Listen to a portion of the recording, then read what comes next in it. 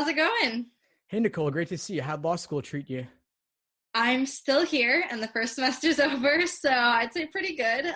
Definitely glad to be on break though. Awesome. Congrats. Well, I'm glad you made it through that part of it. And that's the hardest part, right? It only gets easier from there, I'd imagine. For sure. And I'm super glad we're talking about the LSAT today as it's changing. It's kind of interesting to look back at like how that was my biggest worry 2 years ago now. And now my biggest worry is how do I get a job for the summer and how do I pass all these classes? And I hope that I got a good grade on the exams that I just took last week.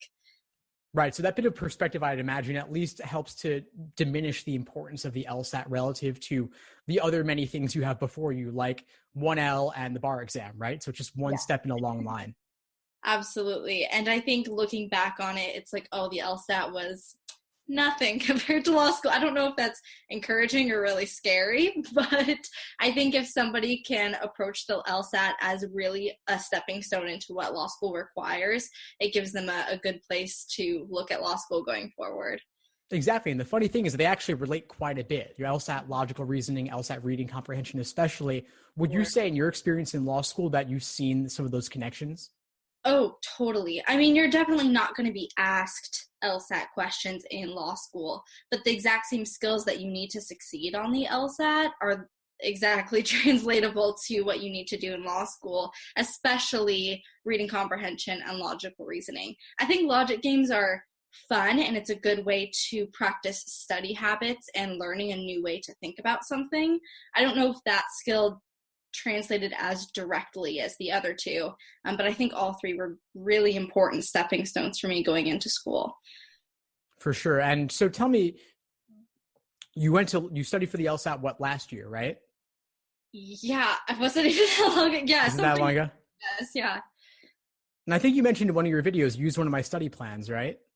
Yeah, I did. I'm a little fuzzy on it, so if anyone's watching this, you need to go check out the website and not take my word for it, because it was a while ago, and I've looked at a lot of stuff since. But I remember just like crazy searching through Google, like how in the world to even start approaching studying for the LSAT. I just really wasn't finding anything, and so I really appreciated the free resources on your site that weren't, I don't know if I use them so much as like, this is how you study, but especially the study calendar in beginning studying a certain way, just because I had no idea how to even start.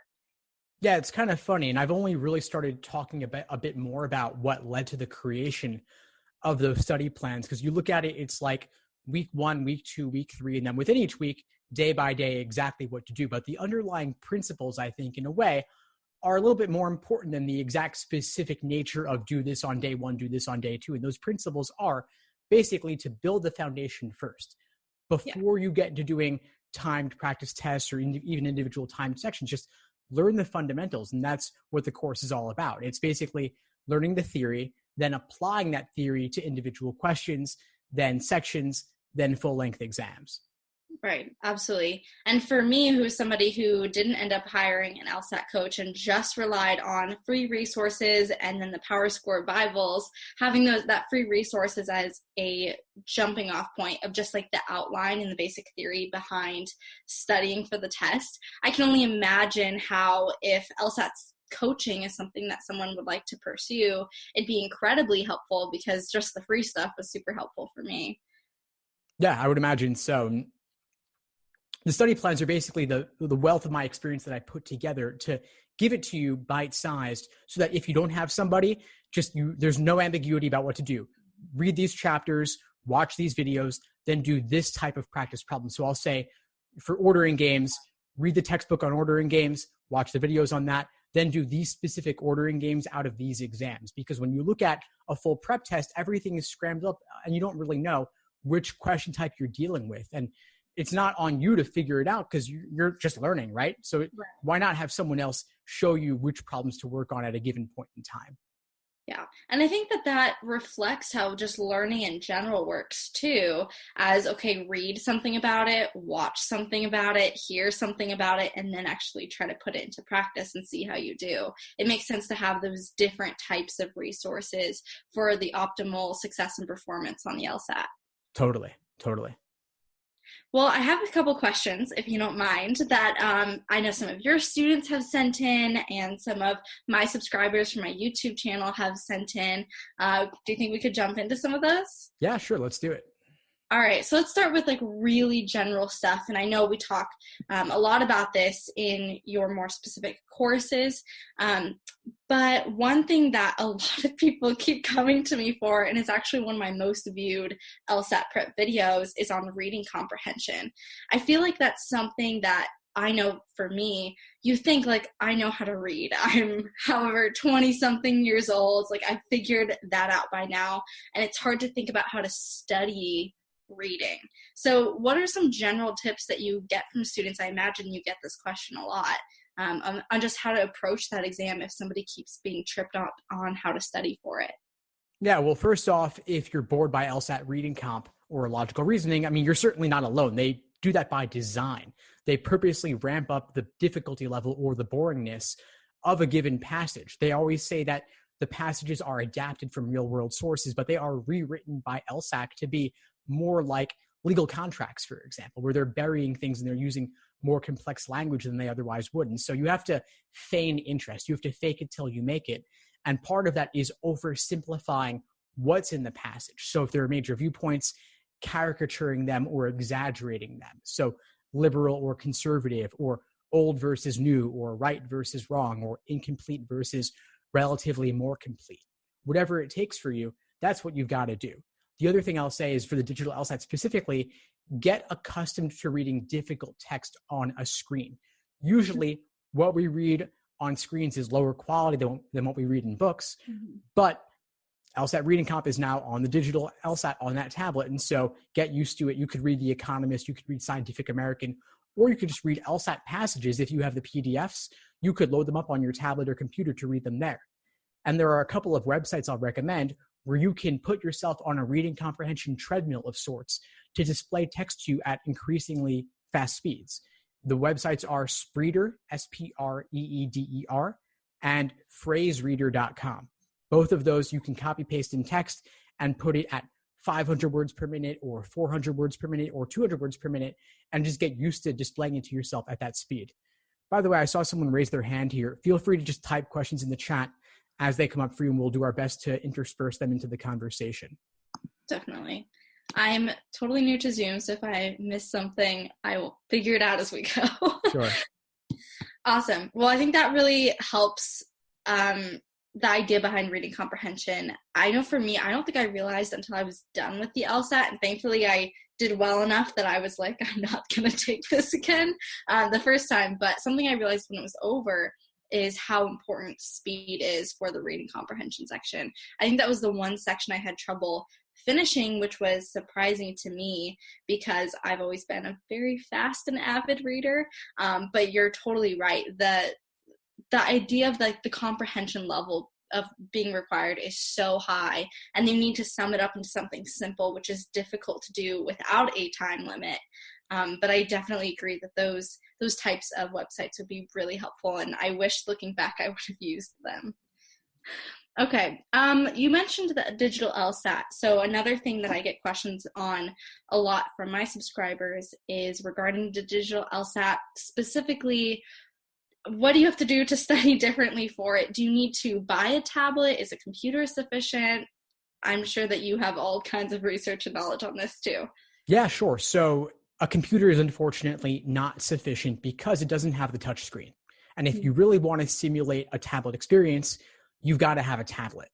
And unfortunately, LSAC's familiarization tool, where they have put 3 LSATs in the digital format, that does not work well on smartphones, and not all the functionalities are present on the computer. And so I hate telling people to buy something, but it's worth the investment. You could even get an Amazon Fire tablet for $100 or $150, depending upon the size.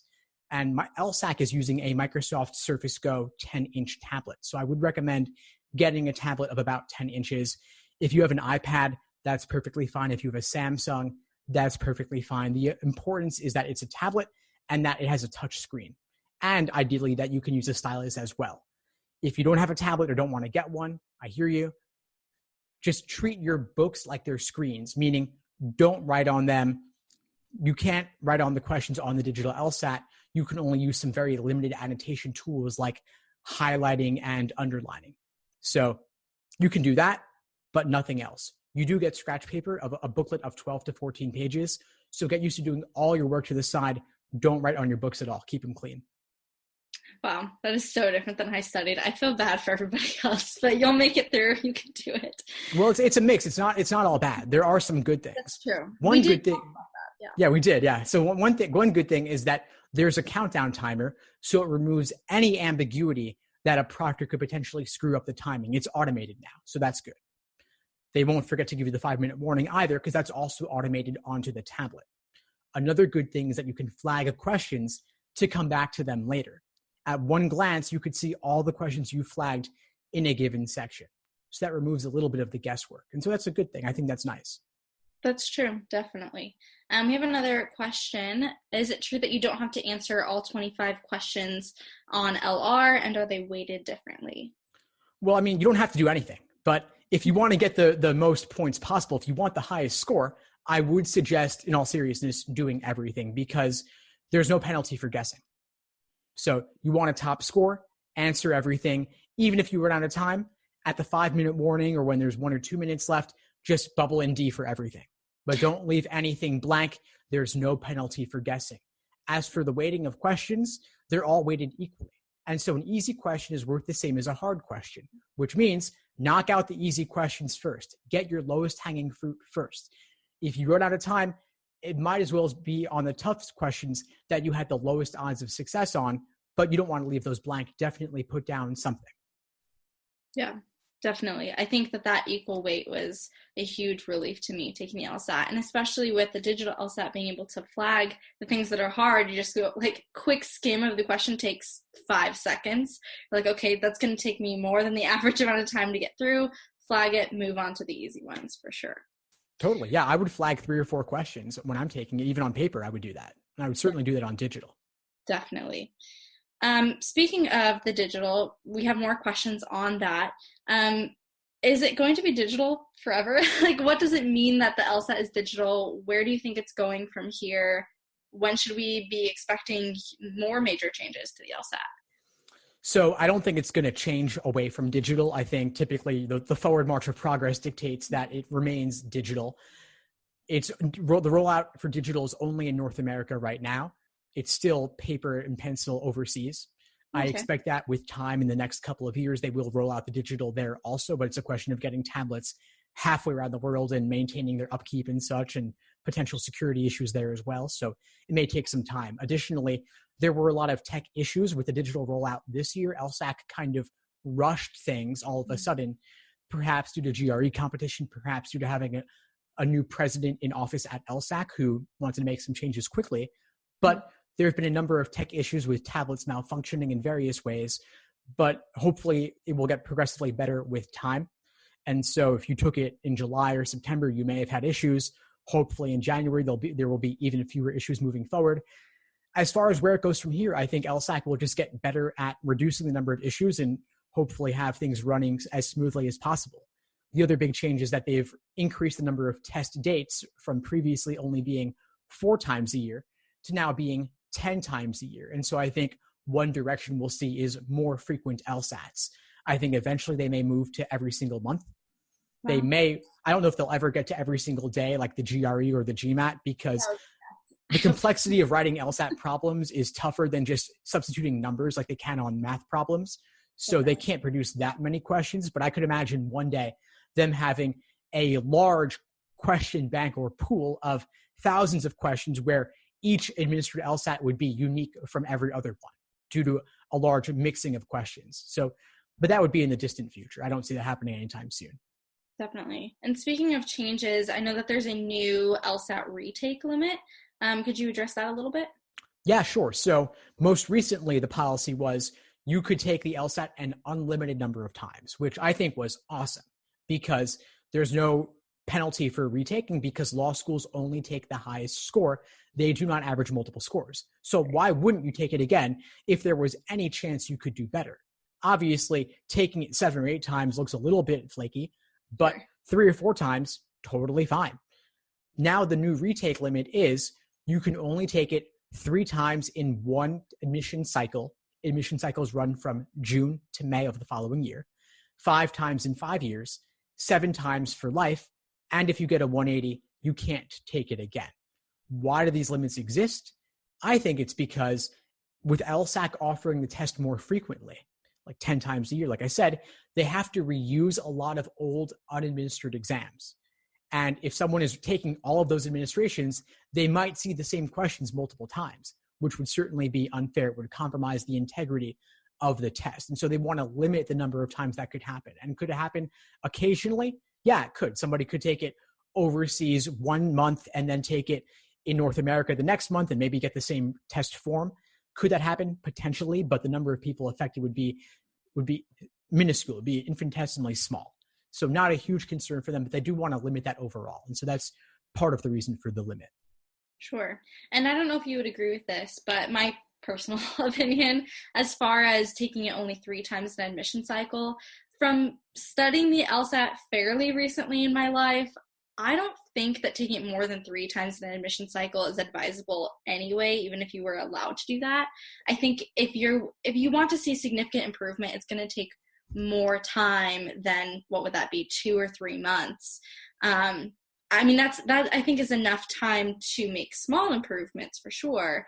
But if you get something in the 150s and you're hoping for a score in the 170s, that's definitely achievable. I totally am a firm believer that the LSAT is a learnable test, but it does take time, and it might take years. I know somebody who's in my subscriber base who has been taking the LSAT for 2 or 3 years now because she knows she can do better, but hasn't been able to really invest that time yet that it would take to make such a significant improvement. So I wouldn't worry too much about the new retake limit, although it's something to be aware of for sure. I would certainly agree with that. I think that you don't want to take it 3 consecutive months, for example. Like someone could have theoretically taken it in September, October, and November, all consecutive months, but is there any logic to that really? Are you really going to improve that much in 1 month and then yet another month? I think if you were to take it 3 times in one cycle, you want to space those out as widely as possible. Maybe you would do July, then November, then I don't know, February or March. Sure. But the question, law schools also look at this. They want to see, are you retaking it with good reason? Are you retaking it with adequate time to change something from your previous attempt so you'll do better? Again, they're looking for good judgment here. And part of that is taking it only when you feel confident you'll do well. Yeah, we had a related question to that, and in my opinion, you just answered it. But just to bring it up, someone asked that basically about do top 14 schools especially care about how many times you've taken the LSAT? It comes down to good judgment. So if you've taken it 6 times and some of those were consecutive opportunities to take it, they're wondering, what's your judgment? Are you really evaluating your abilities to see that you'll do reasonably well or achieve your fullest potential on this exam? Same goes for cancellations. Same goes for absences, which should really never happen because you can withdraw. But they want to know that you're exercising proper judgment. The good news is that you can withdraw even the day before, and law schools will never even know that you were registered for that test date. So you want to minimize, certainly absences should never occur, and also minimize your cancellations. A cancellation is a big question mark, and since law schools don't average multiple scores, there's really never any reason to cancel, and there is reason to retake if you allow adequate time and if you are confident you could do better. Right. I definitely want to stay on top of the questions here. There is one question for me, and I think any questions people have for me, I'm happy to answer. I'll probably answer them at the end, though, so we can stay on topic for the LSAT for now, if that's okay with you, Steve. Sure. But we do have one more question regarding the LSAT that's in the chat here from Olivia, asking what the average time one should spend on diagramming a logic game is, and if that magically makes answering the rest of the questions on the game easier. Yeah, it can certainly seem magical. I mean, if you make a ton of inferences up front that unlock the game for you, that could make the questions a breeze. And this happens a lot. And I certainly make that apparent in my logic games explanations. I'll show you exactly how I walk through them. And yeah, a lot of upfront work can make the game run very smoothly. But not all games are like that. Some games don't lend themselves to tons of upfront work. Some will have, especially those tough curveball games on recent exams, you'll have very little you could do up front. And you're doing much more work over the course of the game. You see that especially with pattern logic games which are one of the more rare logic games types. I wouldn't focus on them, but that's a type where not as much you can do up front. So to answer Olivia's question directly, I would say some games you might spend 3 to 4 minutes diagramming up front, making multiple main diagrams that unlock the game's major possibilities. But for other games, it might just be a minute or two where you're simply laying out the rules, you're checking for inferences and realizing that there's not a ton you can do, and that's just the nature of the game. So be ready for anything is what I'm saying. Be ready for a variety of possibilities in terms of how games unfold. And the best way, of course, to be ready for those is to do as many released games as possible and redo them until the patterns become apparent to you. Right, exactly. If you can learn to recognize the pattern up front, you'll know if it's one of those games where spending over half your time that you have allotted for that game is worth on the diagram. I think I was really lucky when I took my LSAT, and they were all ones that it was like worth taking that for. I think one I even spent 5 minutes, but it was worth it because then the 5 questions that I had regarding the game, I was done within like 30 seconds each because I had done all the work without knowing it right at the beginning. Yeah, it's amazing how that can work. Yeah. All right, let's go back to our pre-listed questions. And again, everyone in the chat, please keep sending them in. And anything that is for me, I will answer at the end. Okay, I think the last question that we had for the digital LSAT is another more general one. Just beyond taking the tablet and going to the LSAT resources, is there any other recommended preparations that you think people need to take for the digital LSAT specifically? Well, one thing I would say is about the fundamental nature of digital LSAT is that you can only see one question at a time. So that's something else you would want to get used to. And just to lay out a little bit more about what LSAT offers right now, they have 3 exams in the digital LSAT format, exams 71, 73, and 74, which are relatively recent exams from 2014 or so. So they reflect adequately the modern LSAT. And so I would suggest getting a tablet and practicing those digital LSATs so you can see exactly what the format is like. And again, one thing is you can only see one question at a time.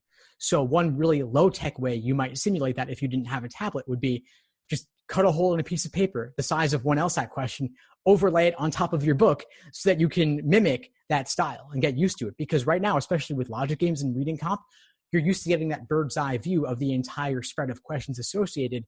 You can no longer do that on digital. You'd have to click left and right. So I would suggest imitating that as well. That's one of the biggest digital LSAT changes I would say. And of course, this is not a content change. It's only a format change or a change in the way they deliver the information. But these little differences are important. I don't want to overstate them, but it's important to be familiar with and prepared for what it's going to be like. Right. Well, it's like the same thing of where they say if you were chewing a certain type of gum while you studied, like you should chew that type of gum at the test. I'm not the LSAT, don't chew gum at the LSAT. But it's that idea of familiarity and knowing what it looks like, what the area feels like. I would recommend while you're studying for the LSAT to put yourself in an environment that's as close to the testing environment as possible, because it's that same concept. It's what is your environment like while you're studying and making it as close as possible to the environment that you're going to be in when it actually matters. Yeah, absolutely. So one thing that you talked about was how it comes down to good judgment for when it comes to taking the LSAT. Are you ready? Have you studied significantly? Probably don't take it if you haven't. When do you recommend that students actually start that studying process, though? Whenever you have the time. I mean, for a lot of folks, it could be over a summer break during college or during winter break, the holidays, or if you just have a lighter course load one particular semester in college. But I recommend a minimum of 5 to 6 months in order to achieve your fullest potential on the LSAT. Some folks try to do it in 2 to 3 months, and that's fine. But if you really want to make the most of this, given the LSAT's importance in the admission process, I would give it more time. So don't take on the LSAT prep while you've got a ton of other things going on. If you can lighten your course load in college or lighten your load at work, or maybe not have to take extra time or time and a half at work for overtime, then try to fit it in after work. But you really need support from friends, family, employers, colleagues to make this experience that's going to be one that's valuable for you, really giving it the time that it requires. And during that 5 to 6 months, is that a certain amount of time per week? Does it change as you go? What does that 5 to 6 months breakdown to look like? Yeah, great question. So I would say minimum 10 to 15 hours per week. And that could be 5 hours on the weekend and then an hour or two per day on the weekdays. So it'll vary based upon personal situations. And I built in flexibility into my LSAT study plans for that very reason. I built in days off because I recognize that you can't necessarily put in 2, 3, 4 hours every single day. I was talking with one student earlier today who is taking it in July, and she wanted to put in 7 hours a day. And I'm like, how are you going to maintain that for 7, 8 months? And she was like, do I run the risk of burnout? I'm like, of course. Like, how long have you been doing this for? Like, a week. Well, of course, it's not going to work for that long of time, of course. Other things will come up. Nobody can shut out the rest of the world 7 hours a day for 7, 8 months. It's just not doable. And if you do that, your brain will be totally fried by the end. Slow and steady wins the race on this one. For sure. And I think it's important that you noted that it does change a little bit based on your situation. If you're in a situation where you can't put in 15 to 20 hours a week, you might need a longer period of time. In my situation where I was studying, it was really weird. I had like the most hectic schedule of my life while I was studying for the LSAT. And so I would have certain weeks where I had put a big chunk of time and I could study for 20 hours that week. And I had 2 weeks in a row where I didn't open a book once. But then my last month of studying was 24/7. Like, all I did was study for the LSAT. And so it looked a lot more varied for me, but I agree that if you can do something that's consistent, slow, and steady, that's definitely the ideal schedule for studying. For everybody, though, I think that the last week before you take the LSAT should be pretty consistent across the board. What do you think about that? Totally. And I can certainly relate to the idea of like ramping it up as you get closer to the exam. A lot of times over a 3-month period or a 5-6 month period, you won't do as much as at the beginning. You'll kind of build up slowly, kind of warm up. But once you hit that final month, it's like you're in the thick of it, exam after exam, measure your results. Now, don't just measure them, also review everything you do, everything you get wrong, everything you have difficulty with. So in that final week specifically, I'd say, maybe do one exam and review it, but not really anything more than that.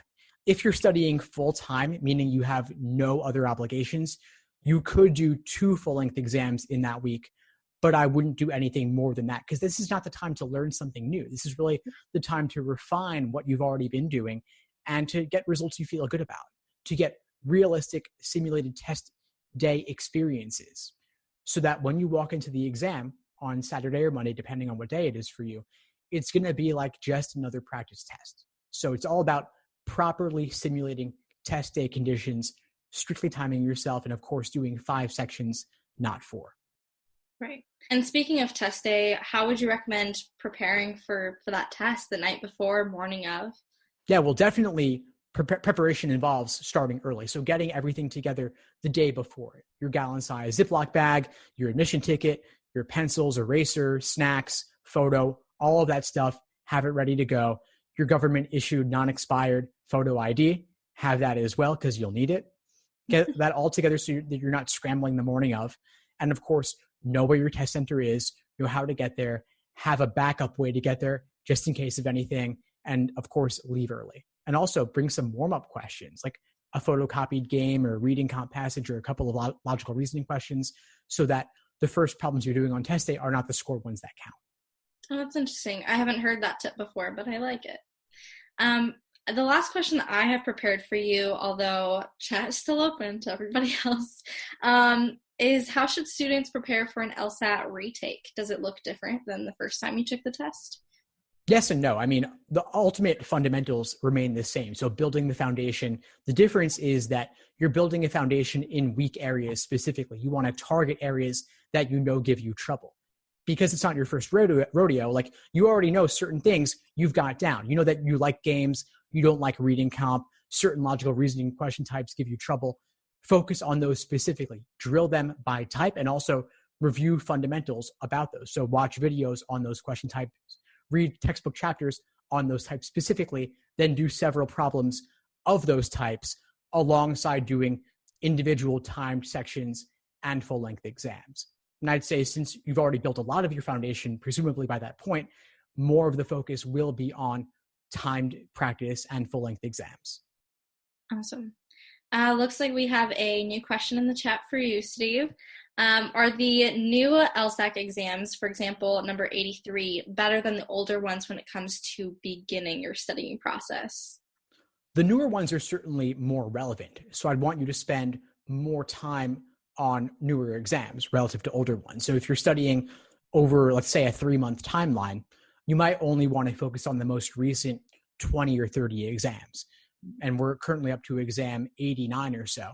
So that means going back to 59, don't study from the exams in the 30s if you've only got 3 months, because I wouldn't want you to do older exams at the expense of the newer ones. At the same time, though, every numbered LSAT is in the current format with a few exceptions. So it's all fair game.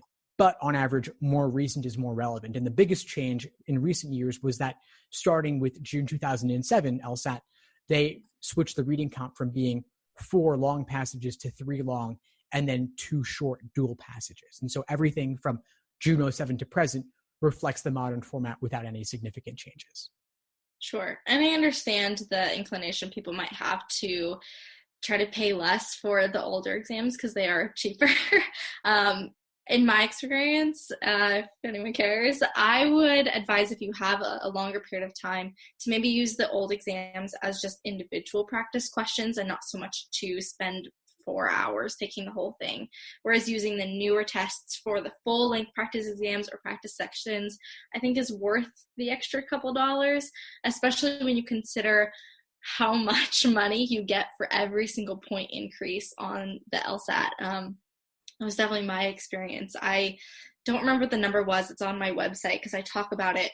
But it was something like over $100,000 was the difference in 1 point in my experience for my scholarship, because I ended up hitting the lowest number possible, 169 at my school for this year, for what a full ride tuition could qualify for. And so if I had gotten a 168, that's 1 or 2 less questions accurate, I would have lost a lot of money that I was ended up offering. So I would definitely recommend, if you have a couple extra dollars, even if it's $10, or if you're looking for a larger investment like an LSAT coaching course, I really think it pays out huge dividends if you can afford it up front, for sure.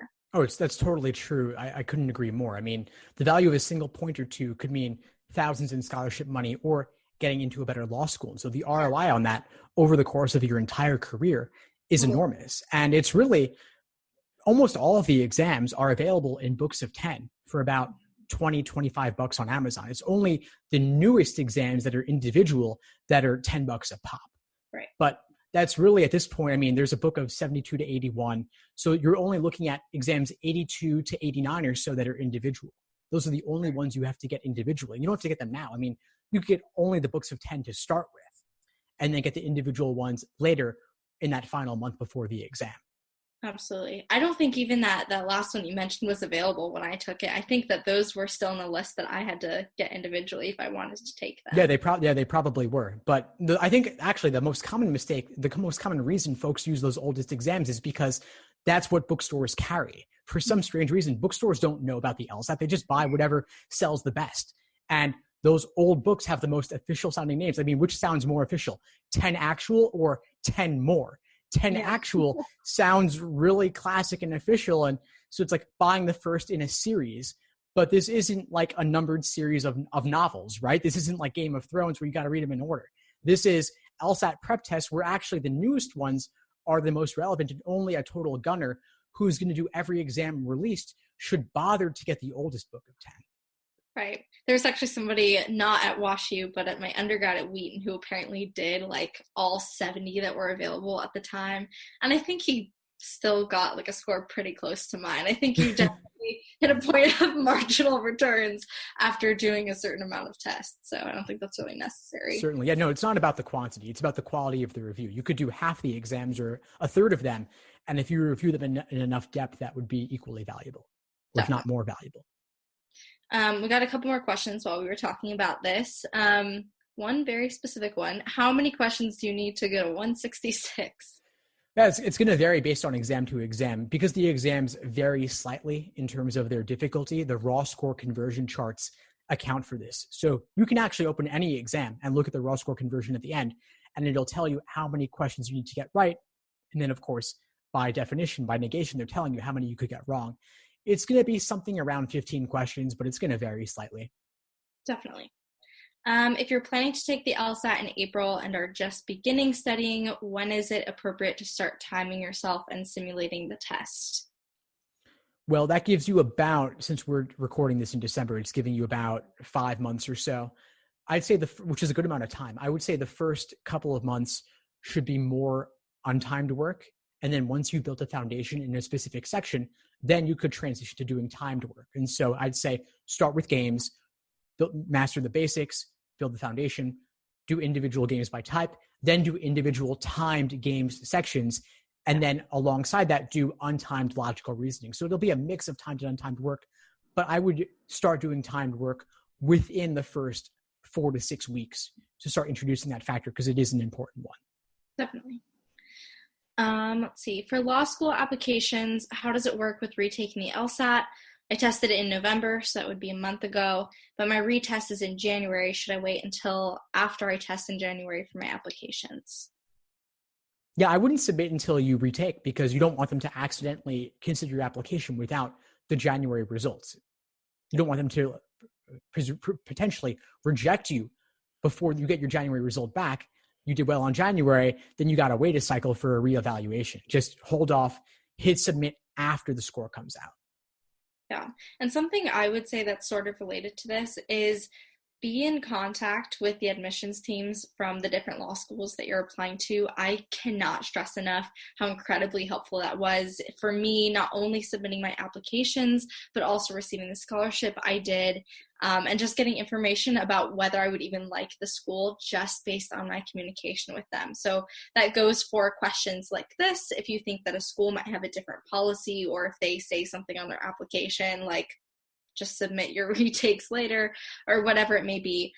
Admissions teams, literally their job is to be there to help you with those kinds of questions. And if you submit a question to them and they don't answer you, or they're unkind in their answer to you, that probably tells you something about whether you should go to that school in the first place.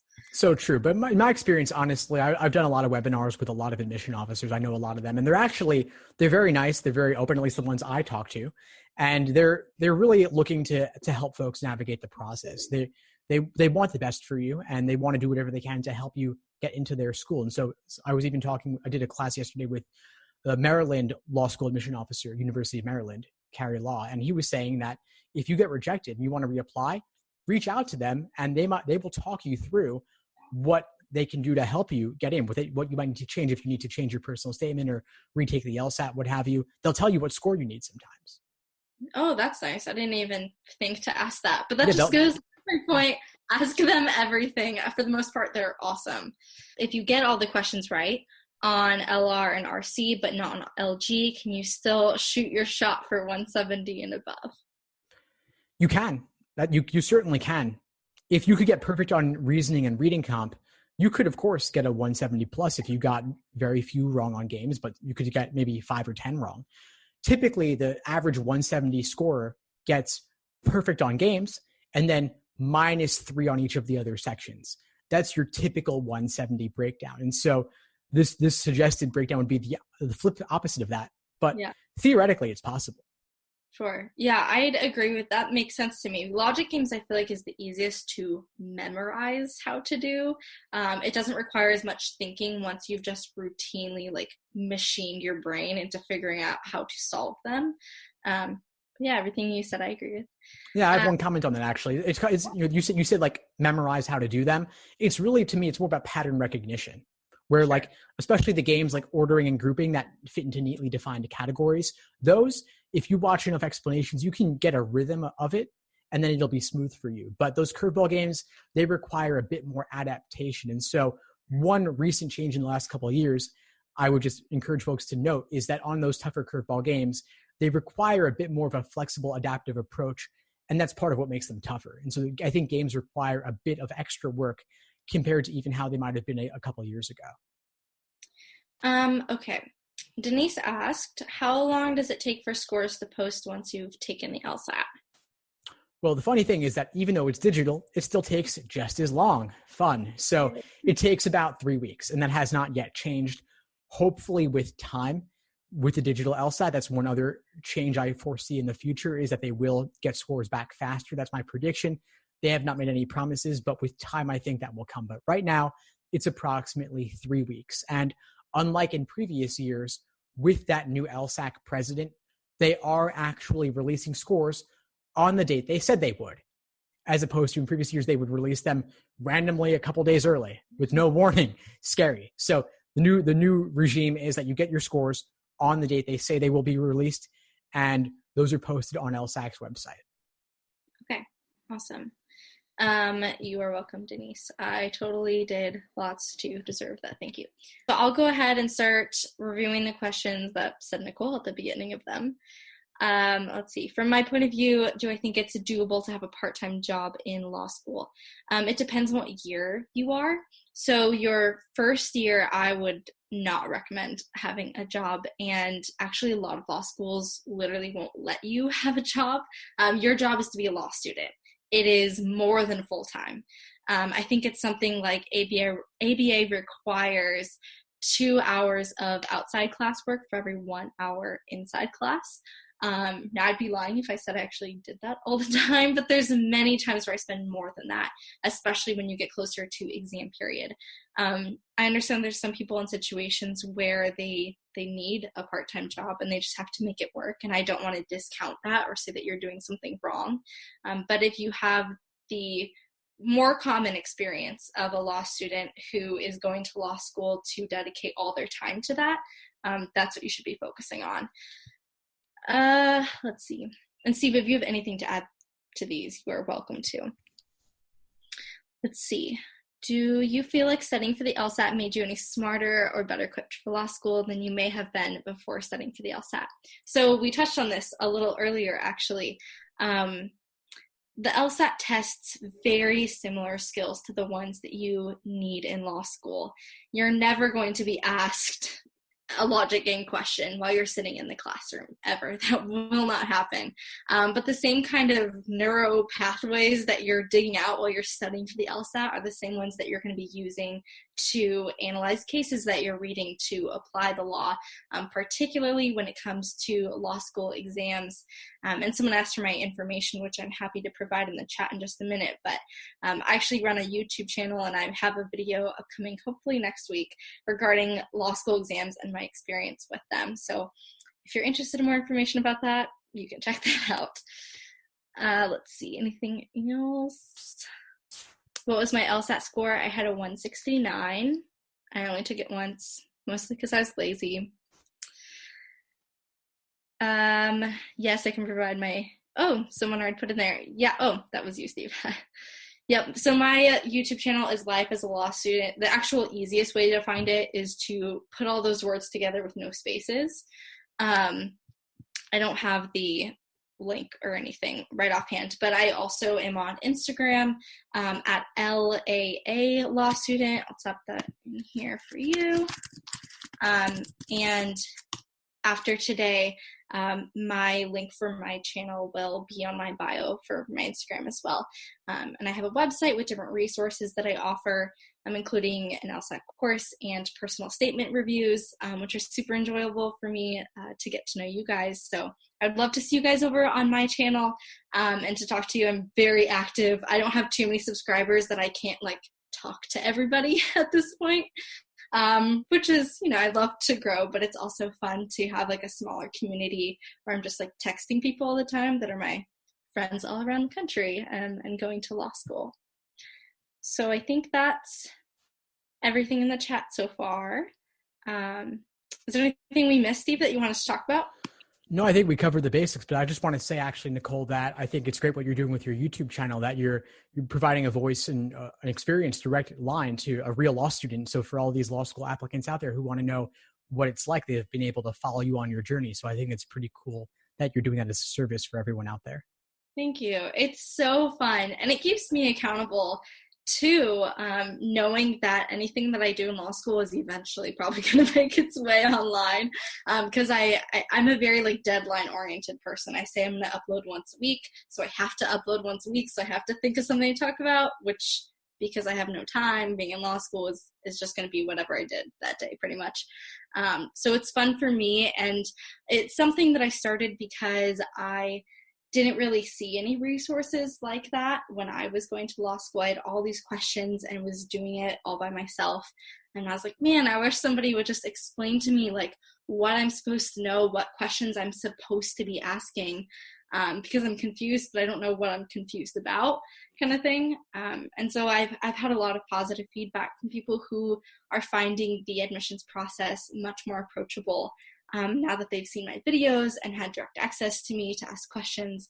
And I really, truly love doing it. So thank you for being so supportive along this whole journey. I remember you like commented on my very first video ever, and I was like, oh, somebody sees me. Now that video has something like 8,000 views, which to me is nuts because it started with 12 subscribers that were all my family and friends.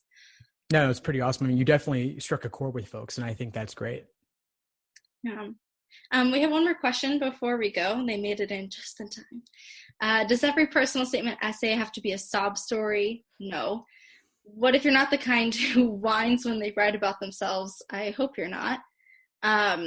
Yeah, so I've been doing personal statement reviews for about 4 months now. I've read dozens of them. I think that the best ones have nothing to do of whether it's a sob story or not.